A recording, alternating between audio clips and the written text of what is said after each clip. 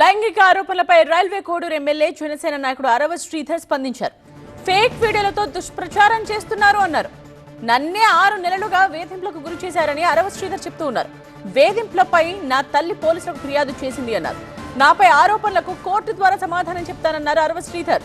ఇప్పటి వరకు నా రాజకీయ జీవితంలో ఎలాంటి మచ్చ లేదన్నారు. నాపై కుట్ర చేసిన వారిని వదిలేది లేదన్నారు అరవ శ్రీధర్.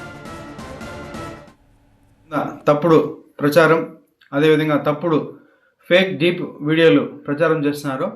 దానికి నేను సూటిగా వాళ్ళనే క్వశ్చన్ అడుగుతున్నాను. నేను 2021 నుంచి సర్పంచ్గా 3 years కంటిన్యూగా సర్పంచ్గా పనిచేశాను.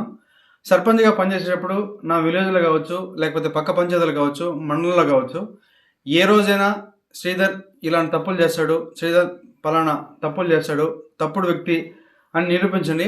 అదేవిధంగా ఈరోజు మా జనసేన పార్టీ అధ్యక్షులు శ్రీ గౌరవ ఉప ముఖ్యమంత్రి కళ్యాణ్ సార్ దగ్గర ఆయన అడుగుజాల్లో నడుస్తూ ఆయన పనితీరుపై దృష్టి పెట్టి ఆయన ఎట్లయితే ప్రజలకు సేవ చేస్తున్నాడో అంతటికన్నా కొంచెం ఆయన దాంట్లో 1% ప్రజలకు సేవ చేస్తూ నా రైల్వే కోడూరు నియోజకవర్గంలో నేను పని చేస్తుంటే నాపైనే ఈ విధంగా దుష్ప్రచారం స్టార్ట్ చేయడం జరిగింది.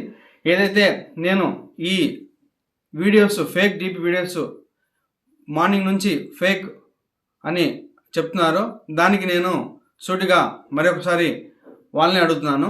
ఈ 1.5 year నుంచి నేను చేసా అంటున్నారు కదా, నేను లాస్ట్ 6 months నుంచి నన్ను ఇట్లే హరాస్మెంట్ చేస్తూ ఉంటే మా అమ్మ పోయి పోలీస్ కంప్లైంట్ కూడా ఇచ్చింది. కావున దానికి కూడా మళ్ళీ కూడా నేను దీని వెనక ఎవరున్నారు, ఎవరైతే ఈ వాంటెడ్గా చేస్తున్నారో కూడా నేను చట్టపరంగా కోర్టు నుంచే ఎట్లయితే దానికి తగిన చర్యలు తీసుకోవాలో అదేవిధంగా చర్యలు తీసుకొని